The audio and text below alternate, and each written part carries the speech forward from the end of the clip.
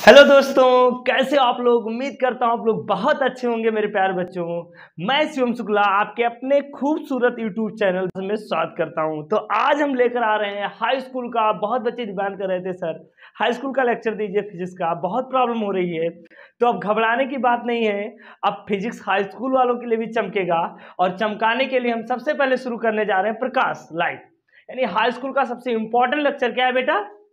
प्रकाश यानी लाइट। पहला chapter physics का हम शुरू करने जा रहे हैं। तो इधर आप लोग ध्यान दो, अपने सारे काम छोड़ दो। और लाइट होता क्या है? क्वेश्चन आया सर, चैप्टर का नाम ही लाइट है, ये लाइट क्या है? तो आप छोटे जब क्लास 7-6 में पढ़ते आ रहे थे कि लाइट एक प्रकार की ऊर्जा है जो हमारी दृष्टि ज्ञान को जागृत करती है, जिसकी सहायता से हम वस्तुओं को देख पाते हैं। ये हमारी पुरानी परिभाषा थी। लेकिन जो आधुनिक परिभाषा है वो ये कहता है, इधर ध्यान दो, कि प्रकाश एक, अगर मैं यहाँ पर लिखूं तो लिख सकता हूं प्रकाश एक विद्युत चुंबकीय तरंग है। क्या है बेटा? विद्युत चुंबकीय, विद्युत चुंबकीय तरंग है जिसकी सहायता से, जिसकी सहायता से, जिसकी सहायता से हम वस्तुओं को देख सकते हैं। यह बहुत बड़ी बात है कि प्रकाश वास्तव एक ऊर्जा नहीं है, प्रकाश एक वैद्युत चुंबकीय तरंग है जिसकी सहायता से हम वस्तुओं को देख सकते हैं। बेटा तो यही है प्रकाश की डिफिनीशन। जो मॉडर्न डिफिनीशन है वो ये कहता है कि प्रकाश एक वैद्युत चुंबकीय तरंग है जिसकी सहायता से हम वस्तुओं को देख सकते हैं। बच्चे कहेंगे सर तरंग क्या है? तरंग, तरंग वही हलचल जो तुम्हारे अंदर उत्पन्न रहती है। जैसे जब आप, क्या होता है, कोई पानी होता है उसमें आप कंकड़ फेंकते हो तो आपने देखा हलचल उत्पन्न होता है, यानी एनर्जी ट्रांसफर होता है। तरंग में भी एनर्जी क्या होती है? स्थानांतरित होती है, एक स्थान से दूसरे स्थान पर एनर्जी जाती है। तो सबसे पहले प्रकाश की डिफिनीशन क्या है बेटा? प्रकाश एक वैद्युत चुंबकीय तरंग है जिसकी सहायता से हम वस्तुओं को देख सकते हैं। मतलब प्रकाश खुद तो नहीं दिखता, लेकिन इसके बिना हम किसी और को देख भी नहीं सकते। प्रकाश एक हेल्पर है जो हमें वस्तुओं को दिखाई देने के लिए कोशिश करता है। अच्छा, आपने देखा वैद्युत चुंबकीय तरंग के कुछ रेज होती हैं, जैसे एक्स रे होता है, गामा रेज होती हैं, रेडियो वेव होती है, और क्या बोलते हैं उसके बाद माइक्रोवेव होती हैं। ऐसे हमारे पास अल्ट्रावायलेट वेव होती हैं। तो उसी में हमारा एक आता है विजिबल रेंज यानी प्रकाश। प्रकाश इलेक्ट्रोमैग्नेटिक का एक पार्ट है। यानी प्रकाश की जो वो है कोटि, यानी प्रकाश के तरंगदैर्घ्य का जो कोटि है, यानी जो प्रकाश की तरंगदैर्घ्य है वो कहां से है? विजिबल प्रकाश, दृश्य प्रकाश। यानी बात अगर हम करें तो दृश्य प्रकाश के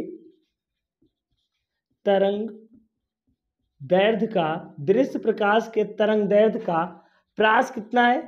अगर मैं बात करूं तो प्रकाश 4000 एंगस्ट्रॉम से 8000 एंगस्ट्रॉम होता है। ये क्या है? दृश्य जो प्रकाश है जिससे हम वस्तुओं को देखते हैं, जो हम पढ़ने जा रहे हैं, उसका जो रेंज है वो 4000 एंगस्ट्रॉम से 8000 एंगस्ट्रॉम की ओर होता है। और एक बात वो भी समझ लो, कई किताबें इसको लिखती हैं 3800 एंगस्ट्रॉम से लेकर, तो आप नाराज ना हो जाना, 7800 एंगस्ट्रॉम। ये हमारे पास कुछ बुकें लिखती हैं इसको, तो दोनों सही है अपनी जगह पर। 4000 एंगस्ट्रॉम से 8000 एंगस्ट्रॉम होता है। ये वैद्युत चुंबकीय जो रेंज है उनके बीच का एक पार्ट है विजिबल रेंज, जिसमें हम वस्तुओं को देखते हैं। इसका जो तरंगदैर्घ्य का कोट है वो 4000 एंगस्ट्रॉम से 8000 एंगस्ट्रॉम है। समझ गए ना? तो सबसे पहले प्रकाश क्या है? प्रकाश एक वैद्युत चुंबकीय तरंग है जिसकी सहायता से हम वस्तुओं को देखते हैं। जैसे वैद्युत चुंबकीय तरंग में कौन कौन आता है? गामा रेज आता है, उसको हम देख नहीं सकते। माइक्रोवेव आता है, रेडियो तरंगे आती हैं, अल्ट्रावायलेट रेज आती हैं। इन सबको हम देख नहीं सकते। हम देखते किसको हैं? हम देखते हैं विजिबल रेंज को, दृश्य प्रकाश को। तो दृश्य प्रकाश के तरंगदैर्घ्य का प्रकाश इतने से इतना होता है। ये बात आपको ध्यान देना है, समझ गए ना? अच्छा, वेव दो प्रकार की होती है, कि यांत्रिक वेव होती है। तो यांत्रिक तरंग जो होती है उसको चलने के लिए माध्यम की रिक्वायरमेंट होती है, लेकिन वैद्युत चुंबकीय तरंग को चलने के लिए माध्यम की रिक्वायरमेंट नहीं होती है। ये बात आपको ध्यान देना है। तो आज से प्रकाश की डिफिनीशन क्या समझोगे? प्रकाश एक वैद्युत चुंबकीय तरंग है जिसकी सहायता से हम वस्तुओं को देख सकते हैं। समझ गए ना? ये बात आपको अच्छे से ध्यान देना है। तो ये तो हो गया प्रकाश। अब आता है प्रकाश के गुण क्या क्या है। तो पहला गुण तो यही हुआ कि प्रकाश हमें दिखाता है। सर प्रकाश नहीं होता तो हम कैसे देखते हैं? हाँ समझ रहे हैं ना, वहीं तुम देखते हो। ठीक है, कुछ भी देखो लेकिन पढ़ाई इधर करो। यानी सबसे पहली बात अगर हम समझे तो प्रकाश के गुण की अगर बात करें तो सबसे पहले हम बात करेंगे प्रकाश का गुण। आता है प्रकाश के स्रोत क्या है, थोड़ा समझ लो। दो तरह के स्रोत होते हैं प्रकाश से, एक होते हैं दीप्त प्रकाश स्रोत होते हैं, एक अदीप्त स्रोत होते हैं। यानी कुछ ऐसे होते हैं जो स्वयं प्रकाश उत्पन्न करते हैं, जैसे यहाँ पर लगी हुई लाइटें हैं, बल्ब है, सन है, ये सब दीप्त प्रकाश के स्रोत हैं। और कुछ ऐसे हैं जिनको किसी के सहायता से वो प्रकाश उत्पन्न करते हैं, जैसे चंद्रमा आपका एग्जाम्पल हो गया। मैं तो कहता हूँ एवरीथिंग व्हिच है मास हैव लाइट, वो सभी वस्तुएं जिनके पास द्रव्यमान है वो प्रकाश उत्पन्न कर सकती है। तो प्रकाश एक एनर्जी है, ऊर्जा का एक भाग है प्रकाश, जो हमें वस्तुओं को देखने में मदद करता है। समझ गए ना? अब पदार्थ भी 3 प्रकार के होते हैं, वो भी इस बात समझ लो, थोड़ा थोड़ा समझ लो। पारदर्शी पदार्थ, ट्रांसपेरेंट पदार्थ, ऐसे पदार्थ जो अपने में से लाइट रेज को जाने देते हैं, अपने में से लाइट रेज को जाने देते हैं, उन्हें हम कहते हैं ट्रांसपेरेंट ऑब्जेक्ट। ऐसे जो अपने में से लाइट को जाने ही नहीं देते, जैसे ट्रांसलूसेंट। अब मैं खड़ा हूं, मेरे पीछे क्या है, दिखाई दे रहा है तुम्हें? नहीं, मैं अपने अंदर से प्रकाश को जाने नहीं दे रहा हूं, आई एम ट्रांसलूसेंट, मैं अपारदर्शी हूं क्योंकि मैं प्रकाश को जाने नहीं दे रहा हूं। समझ रहे हो ना? एक होता है सेमी ट्रांसपेरेंट, जो कुछ जाने देते हैं, जैसे कॉटन के, जैसे आपने देखा होगा कॉटन के कपड़े होते हैं, ओढ़नी वगैरह, ओढ़नी होता है ना कॉटन के, देखते हो अक्सर। ट्रांस, अगर मैं बहुत बड़े एग्जाम्पल बताऊं तो ट्रांस सेमी ट्रांसपेरेंट के ऑब्जेक्ट हो सकते हैं आजकल के मॉडर्न कपड़े जो पहनती हैं गर्ल्स वगैरह, हीरोइन वगैरह, देखते हो वो सेमी ट्रांसपेरेंट होते हैं। समझ गए ना? अर्ध पारदर्शी, मतलब थोड़ा सा प्रकाश जा रहा है। ठीक है, समझ रहे हो ना इस बात को? तो ये हमारी प्रकाश की कुछ पारदर्शी, अपारदर्शी और पारभासी वस्तु। 3 तरह के स्टूडेंट भी होते हैं। कुछ तो हमारा पढ़ाया हुआ सारा का सारा चीज अपने अंदर ऑब्जर्व कर लेते हैं, वेरी गुड स्टूडेंट जिनको कहा जाता है, उन्हें हम पारदर्शी स्टूडेंट कहते हैं। एक ऐसे होते हैं जो कुछ भी ऑब्जर्व नहीं करते हैं, क्योंकि वो यहाँ रहते ही नहीं है ना। अभी बहुत बच्चों का मन लगा होगा कि जल्दी से क्लास खत्म हो जाएगा, आज हम भी घूम लेते, कहीं गेम खेल लेते। ऐसा होता है ना, गेम खेलते हुए कभी थकते नहीं हो ना तुम लोग? ये होता है, गेम में आउट हो जाओ तो गुस्सा लगता है और ज़्यादा देर तक खेलें, ऐसे पढ़ाई भी करते रहो ना आप लोग। और तीसरा होता है, एक ऑब्जेक्ट होता है जो थोड़े, जैसे बीच वाले स्टूडेंट, जो थोड़ा हमारा भी बात मानते हैं, थोड़ा बाहर वालों का बात मानते हैं, बीच में रह जाते हैं। तो आपको कैसा स्टूडेंट बनना है, वैसे पदार्थ का चयन आप करो। ठीक है, तो ये तो हुआ प्रकाश के बारे में। अब हम बात करेंगे प्रकाश का गुण। क्या बात करेंगे बेटा? प्रकाश का गुण। तो यहाँ ध्यान दो, ये तो हो गया प्रकाश की डिफिनीशन, सारे बच्चे लिख लिए होंगे। अब जो सीबीएसई बोर्ड के बच्चे हैं वो लिख सकते हैं, light is a electromagnetic wave which help to seen the object, different object को देखने में मदद करती है, इंग्लिश वालों के लिए। ठीक है, अब आ जाओ प्रॉपर्टी ऑफ लाइट। हम बात करेंगे प्रकाश के गुण की। क्या बात करेंगे बेटा? प्रकाश के का गुण। प्रकाश का गुण क्या है? प्रॉपर्टी ऑफ लाइट, यानी प्रकाश के गुण क्या है, प्रकाश क्या क्या करता है, काला है, गोरा है, नीला है, कैसा है, बात तुम्हारी जैसा है कि किसी और के जैसा है? तो सबसे पहली बात है, तो प्रकाश को मैंने बता दिया, एक वैद्युत चुंबकीय तरंग है जो हमारी मदद करता है वस्तुओं को देखने में। समझ गए ना? तो पहला गुण तो ये हुआ, प्रकाश एक वैद्युत चुंबकीय तरंग है, वो लिख सकते हैं, फिर से हम वो लिखेंगे, प्रकाश एक विद्युत चुंबकीय, प्रकाश एक विद्युत चुंबकीय तरंग है। ठीक है, जिसको चलने के लिए मीडियम की रिक्वायरमेंट नहीं होती है, यानी जिसको चलने के लिए, जिसको संचरित होने के लिए, संचरित होने के लिए, होने के लिए माध्यम की आवश्यकता, माध्यम की आवश्यकता नहीं होती, आवश्यकता नहीं होती। ऐसे भी स्टूडेंट होते हैं जिनको पढ़ने के लिए किसी मोटिवेशन की आवश्यकता नहीं होती है। प्रकाश एक वैद्युत चुंबकीय तरंग है जिसको संचित होने के लिए माध्यम की आवश्यकता नहीं होती। दूसरा गुण इसका है, दुनिया में सबसे तेज कौन चलता है?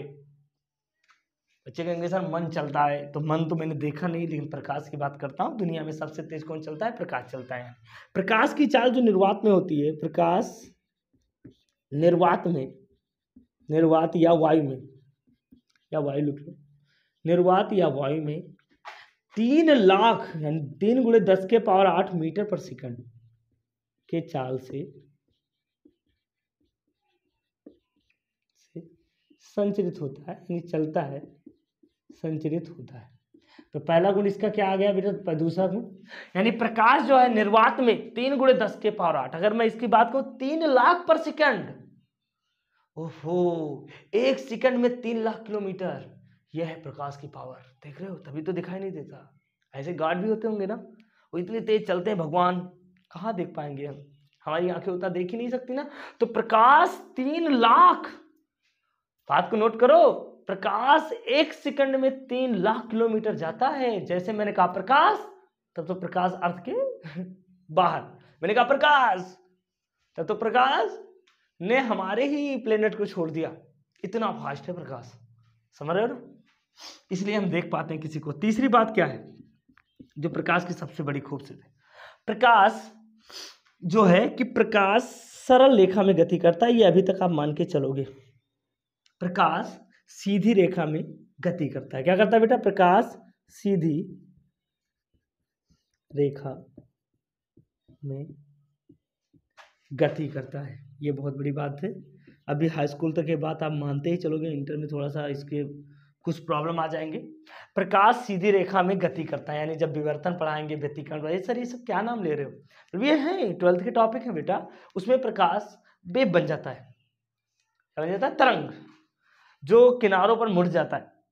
प्रकाश जब अपने ही आकार के लोगों से मिलता है ना, तो भी विचलित हो जाता है। प्रकाश पहले सीधी चलता है, लेकिन जब उसको उसके ही आकार के लोग मिल जाते हैं ना, तो भी किनारों पे मुड़ जाता है। जैसे तुम लोग, तुम्हारे साइज के स्टूडेंट मिल जाते, क्या होता है भूल जाते हो, है ना। तो प्रकाश सीधी रेखा में गति करता है। ऐसा क्यों, जो हमने प्रकाश को देखा नहीं है, इसका ये प्रमाण है कि इसके सामने अगर हम रखते हैं कोई अपारदर्शी वस्तु, तो उसका छाया बनता है। क्या बनता है, ये बात इस बात का प्रमाण है, क्योंकि प्रकाश के मार्ग में रखी अपारदर्शी वस्तु का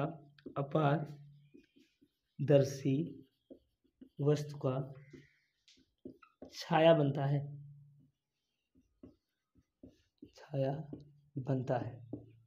सर ये छाया क्या है, छाया ही है, तो जो गोरे और काले का भी काली बनती है, काले लोगों का भी छाया काली, गोरे लोगों का भी छाया काली होती है ना, तो यही छाया बनता है। यानी जब इसके बीच में किसी को रख दिया जाता है, जैसे लाइट आ रही थी ऐसे आराम से दे धुड़म ऐसे प्रकाश की लाइट आ रही थी बहुत ढेर सारी, यहाँ पर मैंने एक जुग्गू मियाँ को रख दिया, ये देखो, ये अपारदर्शी हैं तो इनकी एक छाया बन गई, ये देखो यहाँ पर आपको दिखाई दे देगा, ये क्या बन गया, इनकी छाया, जुग्गू मियाँ की ये छाया बन गई। ये इस बात का प्रमाण है, ये क्या है बेटा, छाया, तभी तो सीधी रेखा में चलती है, छाया नहीं बनती तो प्रकाश। अच्छा ये बताओ, पानी की तरह प्रकाश होता तो ऐसे मुड़ जाता, तो छाया नहीं बनती, लेकिन अगर छाया बन रहा है तो इसका इस बात का प्रूफ है कि प्रकाश के रास्ते में अगर कोई रखेंगे, छाया बनता है, मतलब प्रकाश सीधी रेखा में जा रही है। चौथा गुण इसका है, जब प्रकाश एक माध्यम से दूसरे माध्यम में जाता है ना, पारदर्शी माध्यम से, तो अपने रास्ते से भटक जाता है, और इस घटना को हम प्रकाश का अपवर्तन कहते हैं। प्रकाश जब किसी पारदर्शी चिकनी सतह पर, जैसे ये प्रकाश निकाय तुम्हें दिखाई क्यों दे रहा है, क्योंकि यहां से प्रकाश टकरा के बैक बाउंस होकर तुम्हारे पास आता है, तभी हम तुम्हें दिखाई दे रहे हैं बालक। अगर हम अपारदर्शी होते तो हम आपको दिखाई नहीं देते, नहीं, पारदर्शी होते तो हम आपको दिखाई, जो प्योर पारदर्शी वस्तुएं वो मुझे दिखाई नहीं देती है, क्योंकि प्रकाश लौट के आता ही नहीं। तो प्रकाश अगर एक माध्यम से दूसरे माध्यम में जाता है तो अपने पथ से विचलित हो जाता है, इसे अपवर्तन कहते हैं। इसको भी बहुत अच्छे से हम पढ़ेंगे। परावर्तन क्या है, जब प्रकाश एक पारदर्शी माध्यम में जाता है, जैसे आपने बॉल को फेंका ना, ऐसे वैसे ऐसे बॉल को फेंको, इधर फेंकोगे तो बॉल ऐसे जाएगा, सीधा फेंकोगे तो बैक बाउंस हो रहा है, जैसे बॉल, ऐसे प्रकाश भी बैक बाउंस होता है, ऐसे एज अ पार्टिकल प्रकाश ऐसे लगता है, ऐसे कर वो वापस हो जाता है। मतलब प्रकाश जब अपारदर्शी या चिकने सतह पे पड़ता है तो टकरा के वापस आ जाता है मार खा के आराम से, तो इस घटना को हम परावर्तन कहते हैं। टकरा किसी एक माध्यम से दूसरे माध्यम में जाता है तो अपने पथ से भटक जाता है। जैसे तुम लोग रोड पे जा रहे हो, तुम्हें कोचिंग जाना है, तुम्हारी फेवरेट डिश दुकान में लगी है, अब क्या करोगे, तुम जाना था रोड पे, तुम भटक गए, ऐसे प्रकाश भी भटक जाता है। यानी चौथा पॉइंट है कि प्रकाश में, बात को समझो आप, बात करें तो प्रकाश देखो प्रकाश क्या करता है, प्रकाश परावर्तन कामा अपवर्तन कामा व्यतिकरण, ये सब इंटर की टॉपिक है, व्यतिकरण वगैरह, विवर्तन तथा ध्रुवण जैसी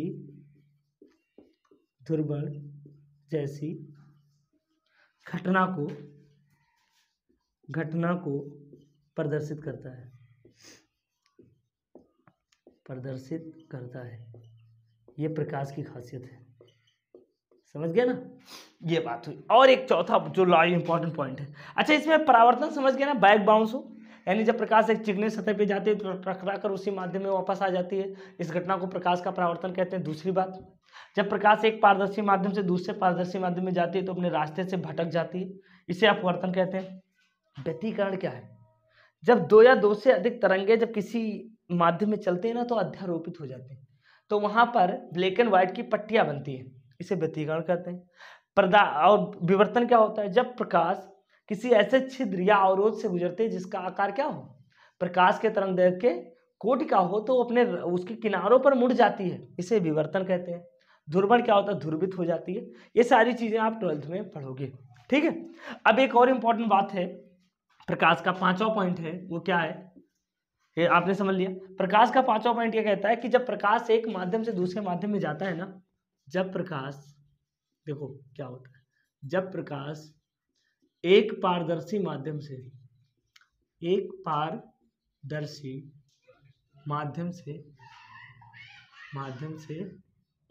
दूसरे पारदर्शी माध्यम में जाता है, दूसरे पारदर्शी माध्यम में जाता है, दूसरे पारदर्शी माध्यम में जाता है, तब क्या होता है, तब क्या होता है, एक माध्यम से दूसरे माध्यम में जाता है तो क्या होता है, प्रकाश का, देखो प्रकाश की चाल व तरंगदैर्घ्य, ये बात आपको याद रखना, प्रकाश की चाल व तरंगदैर्घ्य बदल जाती है, बदल जाती है। प्रकाश की चाल व तरंगदैर्घ्य क्या होती है बेटा, बदल जाती है। लेकिन एक बात बहुत इंपॉर्टेंट, लेकिन प्रकाश की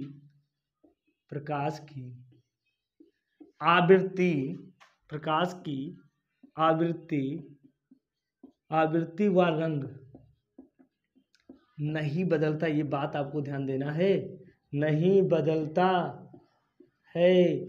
क्या नहीं बदलता, जब प्रकाश पानी से हीरे में जा रही हो या हवा से पानी में जा रही है प्रकाश, तो उसका चाल और तरंगदैर्घ्य बदल जाता है, लेकिन उसकी आवृत्ति क्या है, देखो आवृत्ति अगर तुम्हारे सामने बताऊं तो प्रति सेकंड में कितना रेज निकाल रहा है, कोई प्रकाश स्रोत है वो 1 सेकंड में कितनी रेज को निकाल रहा है, उतनी रेज तो आगे जाएंगी।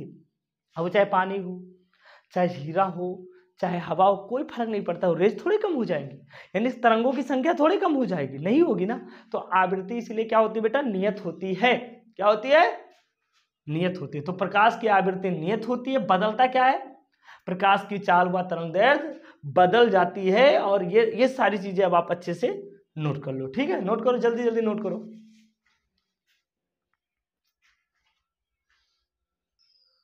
अब हम पढ़ने जा रहे हैं जो पहला टॉपिक है प्रकाश का परावर्तन। क्या होता है प्रकाश का परावर्तन, तो डालो हेडिंग आराम से, प्रकाश का परावर्तन,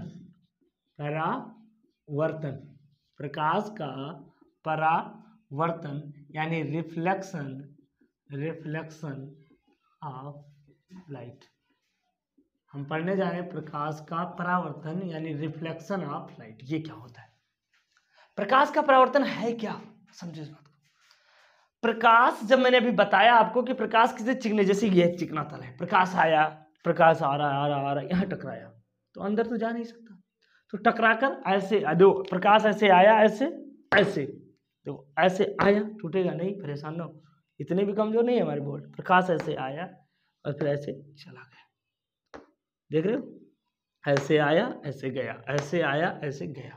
यानी क्या होता है, जब प्रकाश एक अपारदर्शी या चिकनी सतह पर पड़ती है, क्या होती है, जब प्रकाश चिकनी, जब प्रकाश की किरणें चिकनी सतह पर आपतित होती हैं तो परावर्तन के बाद उसी माध्यम में वापस लौट जाती हैं। इस घटना को प्रकाश का परावर्तन कहते हैं। यानी हम अगर इसकी परिभाषा लिखें, जब प्रकाश की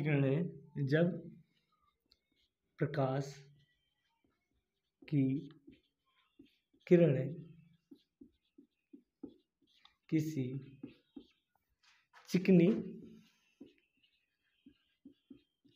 अर्थात अपारदर्शी, ये बात याद रखना, अपारदर्शी, जब प्रकाश की किरणें किसी चिकनी ब्रैकेट में अपारदर्शी सतह पर आपतित होती हैं, सतह पर क्या होती है बेटा, आपतित होती हैं, तो टकराकर उसी माध्यम में, टकराकर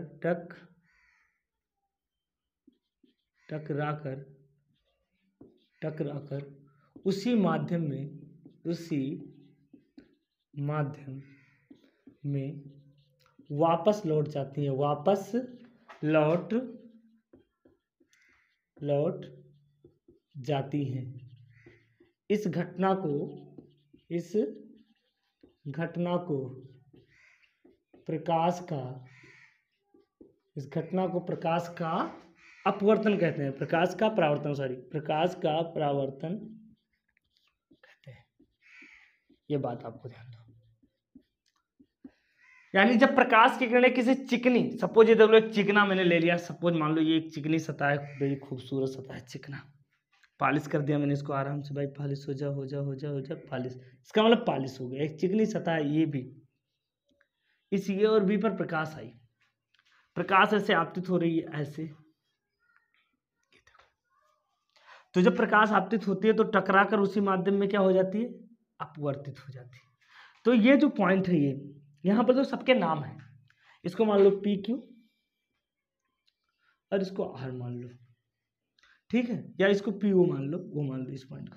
यहां से काल्पनिक रेखा खींचेंगे जो दोनों को बराबर भागों में बांटेगी, ठीक है।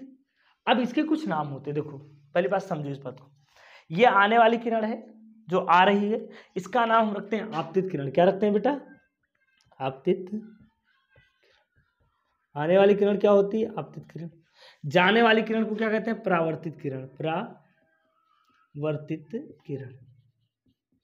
ठीक है। ये जो बिंदु है जहां पर पड़ता है इसे कहते हैं आपतन बिंदु, और ये जो डॉटेड लाइन है, ये इमेजिनरी काल्पनिक लाइन होता है, इसे अभिलंब कहते हैं, तो देखो, जब प्रकाश की किरणें किसी चिकनी या पारदर्शी सतह पर पड़ती है तो टकराकर उसी माध्यम में वापस लौट जाती है। यहाँ क्या क्या होता है, ये प्रत्यास्थ टक्कर होता है, मतलब इस प्रकाश की ऊर्जा और इस प्रकाश की ऊर्जा दोनों समान है, ऊर्जा का क्षरण नहीं हो रहा है। क्यों, क्योंकि बड़ी तेजी से होता है, इतनी तेजी से प्रकाश पड़ के लौटती है कि ये पृष्ठ उसके ऊर्जा को अवशोषित ही नहीं कर पाता, बहुत कम लेता है। ये बात आपको ध्यान देना है। यानी प्रकाश आया और बहुत तेजी से भाग गया, तो यहाँ पर क्या प्रकाश की इसका चाल इसकी चाल दोनों समान होती है। आपतित किरण की चाल परावर्तित किरण की चाल के बराबर होती है। आपतित किरण का तरंगदैर्घ्य परावर्तित किरण के तरंगदैर्घ्य के बराबर होता है। आपतित किरण की आवृत्ति परावर्तित किरण की आवृत्ति के बराबर होती है। आपतित किरण की ऊर्जा परावर्तित किरण की ऊर्जा के बराबर होती है। ऐसा क्योंकि वो माध्यम बदल ही नहीं रहा, केवल दिशा बदल जाती है। क्या बदल जाती है बेटा, दिशा बदल जाती है। और यहाँ पर देखो, ये जो अभिलंब है, अभिलंब और आपतित किरण के बीच के कोण को कहते हैं आपतन कोण, और अभिलंब तथा परावर्तित किरण के बीच में कहते हैं परावर्तन कोण, आर कहते हैं। क्या कहते हैं बेटा, आर कहते हैं।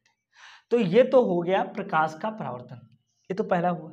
अच्छा एक बात सोचो, मैं यहाँ पर बता दूं कि अगर जैसे हो सकता है सर प्रकाश तिरछा क्यों आ रहा है, सीधा भी आ सकता है ना प्रकाश। सर आप बता रहे कि प्रकाश ऐसे आता है, ऊपर से भी तो आ सकता है। हाँ भाई आ सकता है। अगर प्रकाश सीधा पड़ेगा, देखो ये देखो, तो ये अभिलंब पर भी आ रहा है, तो ये सीधा लौट जाएगा, ये हमारा होगा आपतित किरण। ये बात आपको ध्यान देना है, आपतित किरण। और ये हमारा होगा परावर्तित किरण।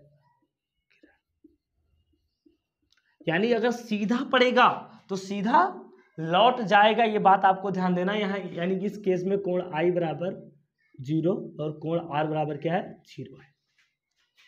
ये कब का है, जब सीधा पड़ेगा प्रकाश। क्या पड़ेगा, सीधा पड़ेगा। अच्छा ये तो प्लेन है, चलो मैं गोले की बात करूँ। कोई गोला है, सपोज मान लो गोला, गोले में कैसे होगा, ये हमारे पास कोई गोला है, इसको मैंने पॉलिश कर दिया भाई साहब, ऐसे अंदर से पॉलिश कर दिया, इस गोले को हमने अंदर से पॉलिश कर दिया, खोखला गोला है, सोचो ये हम इसका केंद्र हुआ है।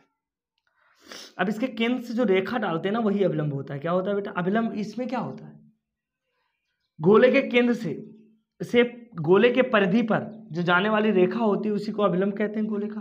अब प्रकाश आया ऐसे, अब प्रकाश ऐसे टकरा के वापस चला जाएगा। यहाँ पर भी कोण आई और यहाँ पर भी कोण आ रहा, तो चाहे गोला हो चाहे प्लेन हो, किसी भी केस में प्रकाश का परावर्तन होता है, बशर्ते पदार्थ कैसा हो। अब परावर्तन दो तरह का होता है, एक होता है रेगुलर परावर्तन, एक होता है इरेगुलर परावर्तन। मतलब अगर खुरदुरा तल होगा तो वहां पर जो परावर्तन होगा वो अनियमित होगा।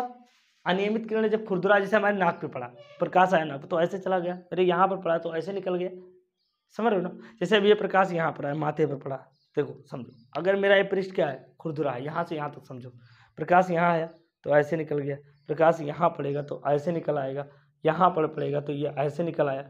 मतलब देख रहे हो परावर्तित किरण की दिशा। अगर खुरदुरा तल ले रहे, सपोज मान लो ये तो हुआ कि जैसे मैंने एक ले लिया प्लेन तल, बात को समझो, और एक तल मैंने ले लिया खुरदुरा तल, ये ऐसा, ये खुरदुरा तल है मेरा, मान लो ये भी पॉलिश है। इस पर प्रकाश ऐसे आएगा तो ऐसे निकल जाएगा,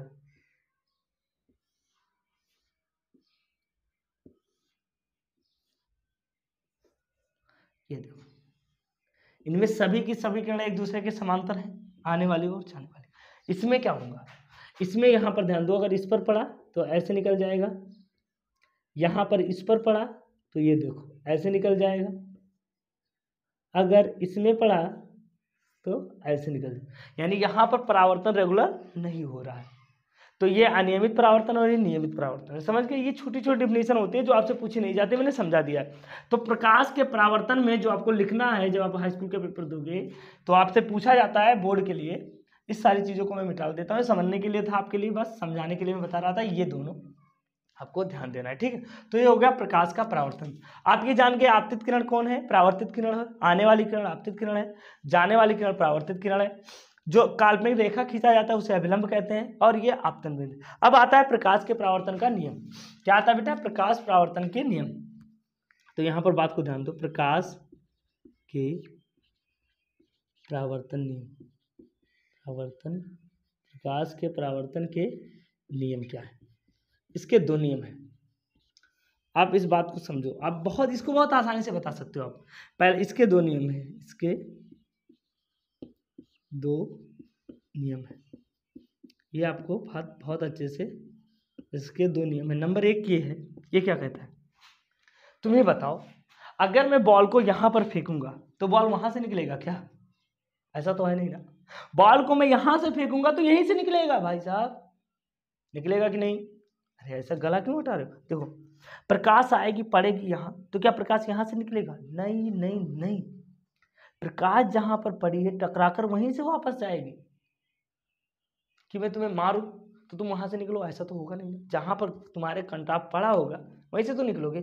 तो प्रकाश यहां पर आई तो यहीं पर टकराकर वापस जाएगी, ये बात को आप याद रखो।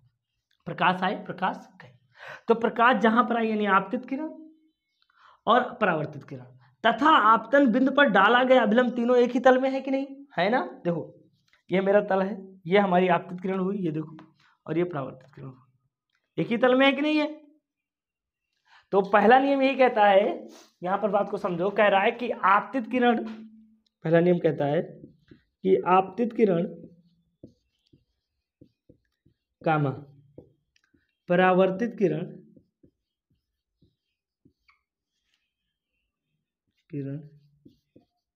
तथा आपतन बिंदु पर डाला गया अभिलंब तीनों एक ही तल में होते हैं, एक ही तल में होते हैं, तल में होते हैं। पहला नियम ये कहता है कि आपतित किरण, परावर्तित किरण और आपतन बिंदु पर डाला गया विलंब तीनों एक ही तल में होते हैं। क्लियर हो रहा होगा आपको। जैसे देखो ये मैंने मान लिया, मैं 3 मार्कर ले रहा हूँ। देखो ये हमारी आपतित किरण होगी, ये हमारी परावर्तित किरण होगी और ये आपतन बिंदु पर डाला गया विलंब, तीनों एक ही तल में है कि नहीं है ना बेटा।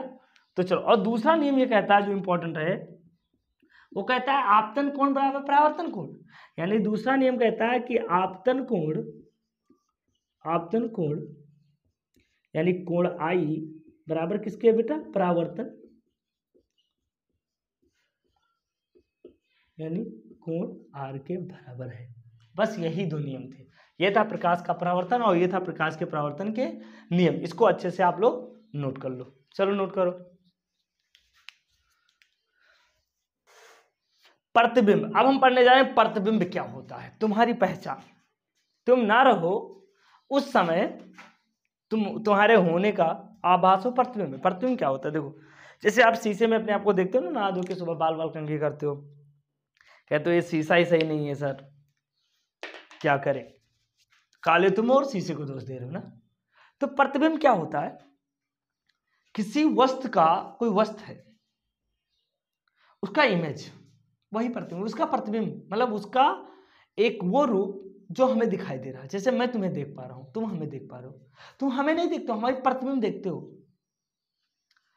हमारी प्रतिबिंब देखते हो। तुम मुझे नहीं देखते हो, तुम क्या देखते हो बेटा, हमारी प्रतिबिंब देखते हो। ये बात आपको ध्यान देना है। क्या देखते हो, तुम हमें नहीं देखते हो, हमारी प्रतिबिंब देखते हो। जैसे इस पर लिखा हुआ है, प्रतिबिंब कैसे बनता है, प्रकाश आया यहाँ पे टकराया, फिर इसको ले जाकर आपकी आंखों के रेटिना पर पहुंचाया, रेटिना देख रहे कोई बन रहा है, देखो तो देखो देखो कौन बन रहा है, वही प्रतिबिंब। तो जैसे आप शीशे में देखते हो अपने आप को, रोज सुबह देखते हो, तो अपने आप को नहीं देखते हो, तुम अपनी प्रतिबिंब देखते हो। क्या देखते हो बेटा, प्रतिबिंब। तो बात को समझो, जो परावर्तित किरणें हैं, जो परावर्तन के बाद जो किरणें परावर्तित होती हैं, वो जिस बिंदु पर मिलती हैं या मिलती हुई प्रतीत होती है, वहीं पर प्रतिबिंब का निर्माण होता है। क्या होता है बेटा, परावर्तित किरणें। बात को समझो, देखो यहां पर लाल नहीं खतरा है, बात को समझो। परावर्तित किरणें, परावर्तन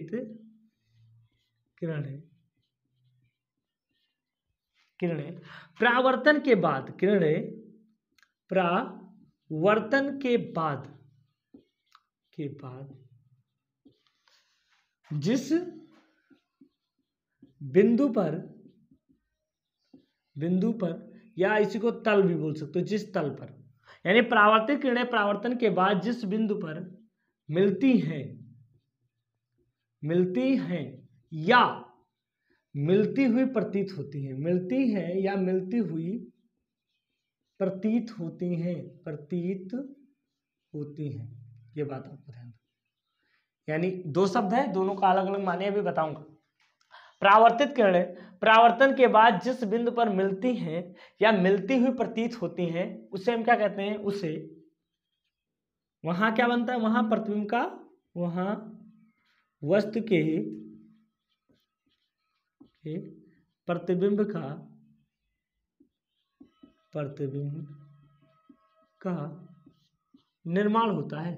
ये बात आपको ध्यान देना, निर्माण होता है, ये बात आपको ध्यान देना है। यानी परावर्तित किरणें परावर्तन के बाद जिस बिंदु पर मिलती हैं या मिलती हुई प्रतीत होती हैं, वहां वस्तु के प्रतिबिंब का निर्माण होता है। प्रतिबिंब 2 प्रकार का होता है। कौन कौन सा होता है बेटा, यहां ध्यान दो इसको अच्छे से। एक होता है वास्तविक प्रतिबिंब और दूसरा है आभासी प्रतिबिंब।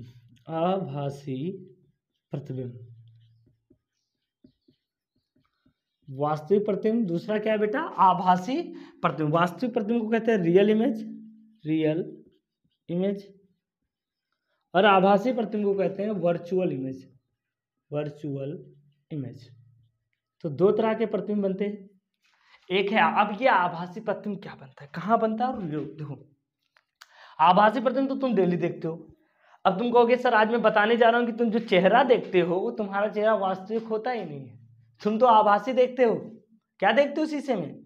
अपना आभासी प्रतिबिंब देखते हो, रियल नहीं देखते हो। तुम जैसे शीशे में लगते हो वैसे नहीं हो।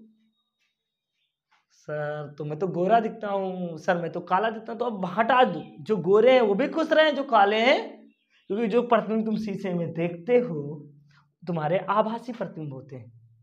क्या शीशा इतना बड़ा रहता है? सोचो, इतना बड़ा शीशा, उसमें तुम इतना बड़ा आ सकता है क्या कोई चीज?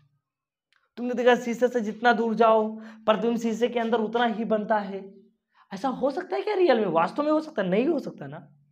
तुम प्रतीत होता है कि तुम शीशे में हो, प्लेन मिरर में तुम हो, ये तुम्हें प्रतीत होता है, तुम होते नहीं हो। तो जहां प्रतीत होता है वहां आभासी प्रतिबिंब बनता है।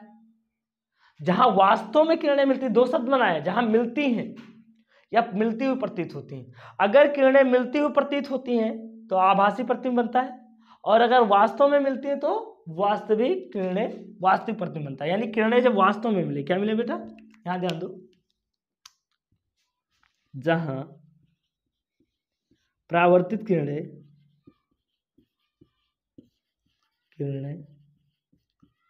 वास्तविक रूप से मिलती हैं, वास्तविक रूप से मिलती हैं, क्या मिलती हैं? वास्तविक रूप से मिलती हैं, वहां वास्तविक प्रतिबिंब बनता है, वास्तविक प्रतिबिंब बनता है। चलो इसका ये कैसे बनेगा मैं आपको बताता हूँ। मैं ले रहा हूँ उत्तल दर्पण। देखो अभी दर्पण आएगा, दर्पण पढ़ाऊंगा कि क्या है दर्पण। दर्पण क्या होता है? जैसे मैंने ले लिया उत्तल दर्पण। दर्पण एक पारदर्शी पदार्थ होता है जिसका एक सतह पालिश होता है, बस वही दर्पण कहलाता है। इस दर्पण से मैंने यहां से देखो एक वस्त्र रखा था, ये देखो अभी ऐसे ही बता रहे हैं, ये भी एक वस्त्र रखा है। इससे प्रकाश ऐसे गई, प्रकाश टकरा के ऐसे निकल आई इसके यह पर, एक प्रकाश यहां से निकली और टकरा कर ये आ गई। ये देखो, ये दोनों किरणें कहाँ मिल रही हैं? यहां मिल रही। तो इसका प्रतिबिंब कहां पर बनेगा? यहां पर बनेगा। ये हमारा होगा ए डैश बी डैश ए डैश, बी डैश ए डैश। ये देखो, यानी ए बी ये वस्तु है, उसका प्रतिबिंब क्या बना? तो प्रतिबिंब कैसे बनता है? वास्तविक प्रतिबिंब। जब किरणें देखो वास्तव में मिल रही, ये किरणें वास्तव में मिली है तो वास्तविक प्रतिबिंब बना है। जब किरणें, परावर्तित किरणें जब वास्तव में मिलती हैं तो वास्तविक प्रतिबिंब बनता है, और जब मिलती हुई प्रतीत होती है तो आभासी प्रतिबिंब। तो जो अवतल दर्पण है, ये कौन सा दर्पण है बेटा? अवतल। इसको बहुत अच्छे से समझाएंगे, अभी तो केवल प्रतिबिंब को समझो आप। अवतल दर्पण, अवतल दर्पण वास्तविक प्रतिबिंब बना देता है। दिख रहे हो ना, ये वस्तु है, इसका प्रतिबिंब यहाँ पर बना, उल्टा बना है। आ जाओ, अब हम बात करते हैं आभासी प्रतिबिंब। जब परावर्तित किरणें मिलती हुई प्रतीत होती हैं, क्या होता है बेटा? जब परावर्तित किरणें मिलती हुई प्रतीत होती हैं, मिलती हुई प्रतीत होती है, तो वहाँ क्या बनता है? वहाँ वास्तविक आभासी प्रतिबिंब बनता है, आभासी प्रतिबिंब बनता है। कौन सा प्रतिबिंब बनता है? आभासी प्रतिबिंब बनता है। ये कैसे बनेगा? जो घर में शीशा, ये देखो यहाँ पर एक तुम्हारा प्लेन शीशा है, ये एकदम ये पालिश, यहाँ पर तुम्हारा बुग्गू बैठा हुआ, बुग्गू ये बुग्गू बैठा है। ये देखो एक गर्ल्स है खूबसूरत चोटी वाली, लड़कियां नाराज ना, उनकी चोटी बहुत अच्छी बनाई है मैंने। ये देखो एक लड़की बैठी, इसका प्रतिबिंब मुझे बनाना है। तो ध्यान दो, पहली बात, इसकी एक खासियत है कि जितनी दूरी पर ये रहेगा दर्पण में उतनी ही तो दूरी पर दिखाई देगा। इसको बिंदु को ए मान लो और इसको बी मान लो। तो बिंदु ए, यानी यहाँ पर बन गया हमारा बिंदु ए डैश, और यहाँ से गया तो यहाँ पर एक बिंदु बन जाएगा हमारा, इसके सामने बिंदु बी डैश। अब प्रतिबिंब कैसे बनेगा जरा हम बात करते हैं। देखो मैं यहाँ से एक किरण ऐसे गुजारा, एक तो सीधा ऐसे चली जाएगी, ये देखो, ये अगर ऐसे जाएगी तो टकरा कर वैसे ही वापस चली जाएगी। ये देखो, अगर सीधा जाएगी तो सीधा लौट आएगी। एक किरण यहाँ से सीधा जाएगी, ये देखो, तो टकरा के सीधा लौट आएगी। यानी यहाँ से अगर एक किरण निकली, ध्यान दो, इसको अब सीधा बना लो, एक सिंगल बनाओ ऐसे, ठीक है। या इसको पॉइंट मान लो, कोई छोटा सा बिंदु मान लो, एक नहीं तो आपको और अच्छे से समझ में आएगा कि छोटा सा बनाया, अभी बड़ा नहीं बनाएंगे, रुक जाओ। यहाँ पर प्लेन मिरर है, यहाँ पर एक छोटा सा गोलू रखा हुआ है, ये भोलू, इस बिंदु की दूरी यहाँ से एक प्रकाश गई तो ये प्रकाश टकरा कर वापस लौट आएगी। ये बिंदु ए है, मैंने माना कि ये यहाँ सर इसके अंदर यहाँ ए डैश पर बना, ये प्रतिबिंब इसका, ठीक है। अभी कैसे बनेगा, एक किरण को ऐसे गुजारो, ये देखो, अभी ऐसे जाएगा, इस पर नॉर्मल खींचो ऐसे, तो ये टकरा कर ऐसे यहीं से ऐसे मिला दो इसको, इन दोनों किरणों को ऐसे मिलाओ। अब तुम बताओ, ये यहां पर खड़ा हुआ व्यक्ति कैसे देखेगा, उसको लगेगा कि ये दोनों किरणें, ये वाली किरण ये किसी एक बिंदु से मिलती हुई आ रही, तो यहां पर ये जो है ये आभासी प्रतिबिंब है। क्या है बेटा, आभासी प्रतिबिंब है। तो दो तरह के प्रतिबिंब होते हैं, एक वास्तविक प्रतिबिंब होता है, एक, अब ये दोनों किरणें, ये देखो, इन दोनों किरणों को ध्यान से देखो, ये वाली थोड़ा सा सही बनाए, ये देखो यार क्या हो रहा है, ये देखो, ये जो किरण है और इस किरण को थोड़ा बढ़ा दो अब, ये दोनों किरण छी छी, ये देखो, ये दोनों किरणें आगे तो मिलेंगी नहीं ना, लेकिन यहां से अगर कोई देखेगा तो उसे लगेगा भाई ये दोनों किरणें कहीं पर मिलती हुई प्रतीत होती हैं सर जी, ये देखो, तो यहाँ पर आभासी प्रतिबिंब बनेगा। तो समतल दर्पण कैसा प्रतिबिंब बनाता है बेटा, जो घर में शीशा तुम देखते हो, अब आज से समझ गए ना सर जी, अब गलत फहमी थी मुझे, समतल दर्पण कैसा प्रतिबिंब बनाता है समतल दर्पण, अरे यार क्या गलत हो रहा है, दर्पण नहीं लिख पा रहा। समतल दर्पण कैसा प्रतिबिंब बनाता है, आभासी प्रतिबिंब बनाता है, और अवतल दर्पण वास्तविक प्रतिबिंब बनाता है। तो यहाँ पर मैं दो चीज बताने की कोशिश कर रहा था, जब किरणें रियल में मिलेंगी, वास्तव में मिलेंगी, तो वास्तविक प्रतिबिंब बनेगा, और जब मिलती हुई प्रतीत होती है तो आभासी प्रतिबिंब बनता है। ये बात आपको ध्यान देना है। तो आज आपने क्या सीखा, प्रकाश क्या है, प्रकाश का परावर्तन कैसे होता है, और प्रतिबिंब का निर्माण कैसे होता है, ठीक है। प्रकाश के परावर्तन से कैसे हम प्रतिबिंब देखते हैं किसी चीज को। कल हम लोग दर्पण पढ़ेंगे, क्या पढ़ेंगे बेटा, दर्पण। तो आज इसको अच्छे से तैयार कर लो, बेस्ट आप लोग मेरे नन्हे मुन्ने प्यारे बच्चे, और आगे हम नेक्स्ट पढ़ेंगे, ठीक है।